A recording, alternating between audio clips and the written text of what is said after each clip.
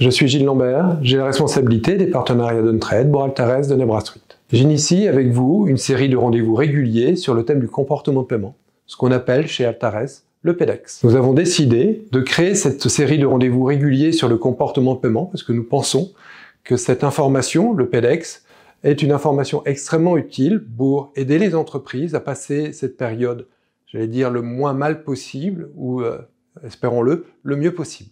Ce premier rendez-vous aura pour thème les enjeux auxquels répond le comportement de paiement, le PEDEX. Et une fois n'est pas de coutume, j'aimerais commencer d'abord par la confiance qu'apporte l'étude sur le comportement de paiement des entreprises vis-à-vis de leurs fournisseurs. En effet, pour que le business puisse se faire, il faut que le client et le fournisseur se fassent confiance. Connaître le comportement de paiement, et mieux encore le connaître de manière récente, nous permet effectivement d'apporter la confiance nécessaire à la réalisation du business. Donc le PEDEX sert à la confiance entre deux opérateurs. Chez Altares, l'intégration de la donnée comportement de paiement, l'intégration du PEDEX, nous permet d'augmenter le score de solvabilité et donc de faciliter le développement commercial de nos clients. Bien sûr, le PEDEX peut apporter plutôt de la défiance. Si le comportement de paiement est au contraire détérioré et à plus de 30 jours de retard par exemple, à ce moment-là, effectivement, on peut estimer que l'entreprise a des difficultés et à ce moment-là, on prend un certain nombre de garanties nécessaires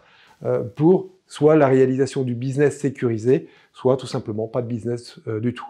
Donc le PEDEX sert également à des enjeux de résultats en limitant autant que possible les provisions pour clients douteux. Une entreprise est donc faite de chiffre d'affaires et de résultats. On a vu qu'effectivement le PEDEX servait ces deux enjeux, mais une entreprise n'est pas faite que de ça. Elle est également faite du cash, de sa trésorerie, qui est nécessaire. D'ailleurs, on calcule que au moins un quart des entreprises vont en défaillance, vont en cessation de paiement à cause de problèmes de trésorerie et pas de résultats. Vous le savez, une entreprise n'est pas faite que de chiffre d'affaires et de résultats.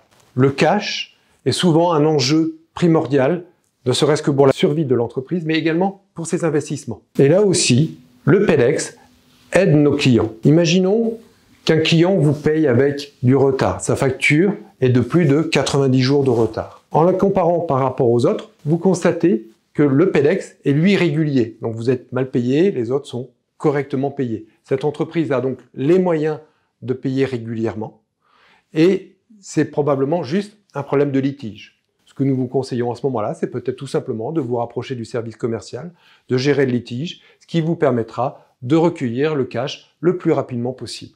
En résumé, le PEDEX sert trois enjeux majeurs. Le chiffre d'affaires, le résultat et la trésorerie. Voilà ce qui concerne mon intervention d'aujourd'hui, qui était donc le rappel des enjeux du comportement de paiement. Ma seconde intervention aura pour objectif d'évoquer les tendances de comportement de paiement, la régularité, l'absence de régularité, l'inconstance, seront effectivement analysées et pourront se traduire en prise de décision pour un credit manager. Je vous remercie pour votre attention et à très vite.